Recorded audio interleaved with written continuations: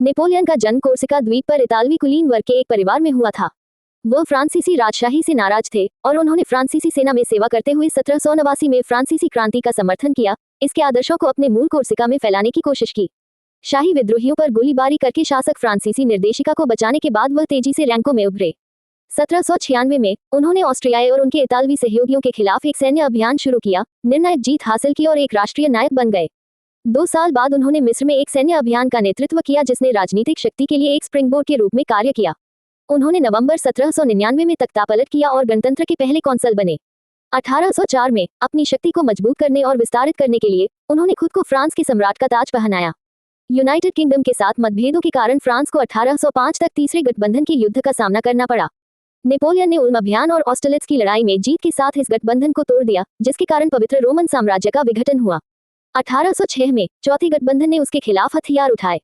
Napoleon ने जेना और Oersted की लड़ाई में प्रशिया को हराया, ग्रांडे आर्मी को पूर्वी यूरोप में भेजा और जून 1807 में फ्रिडलैंड में रूसियों को हराया, जिससे चौथे गठबंधन के पराजित राष्ट्रों को टिल्सिट की संधियों को स्वीकार करने के लिए मजबूर होना पड़ा।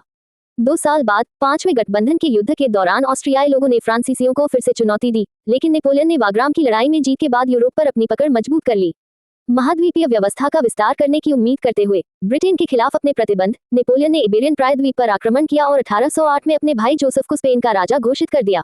स्पेनिश और पुर्तगालियों ने ब्रिटिश सेना की सहायता से प्रायद्वीपीय युद्ध में विद्रोह किया, जिसकी परिणति नेपोलियन की हार के रूप में हुई।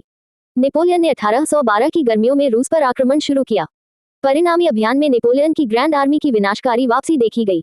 1813 में प्रशिया और ऑस्ट्रिया फ्रांस के खिलाफ छठे गठबंधन में रूसी सेना में शामिल हो गए, जिसके परिणामस्वरूप एक बड़ी गठबंधन सेना ने लीप्जिग की लड़ाई में नेपोलियन को हरा दिया।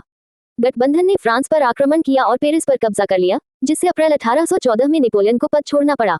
उसे कोर्सिका और इटली के बीच एल्बा द्वीप पर निर्वासित कर दिया गया। फ्रांस में बॉर्बन्स को सत्ता में बहाल किया गया। फरवरी 1815 में नेपोलियन भाग निकला और फ्रांस पर अधिकार कर लिया। मित्र राष्ट्रों ने 7वें गठबंधन का गठन करके जवाब दिया, जिसने जून 1815 में वाटरलू की लड़ाई में नेपोलियन को हरा दिया।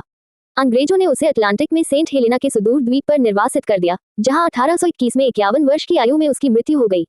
नेपोलियन ने दुनिया पर एक स्थायी प्रभाव डाला, फ्रांस और पश्चिमी यूरोप में आधुनिकीकरण सुधार लाए और राष्ट्र राज्यों के विकास को प्रोत्साहित किया। उन्होंने 1803 में लुइसियाना क्षेत्र को भी संयुक्त राज्य अमेरिका को बेच दिया, जिससे संयुक्त राज्य अमेरिका का आकार 2 गुना हो गया।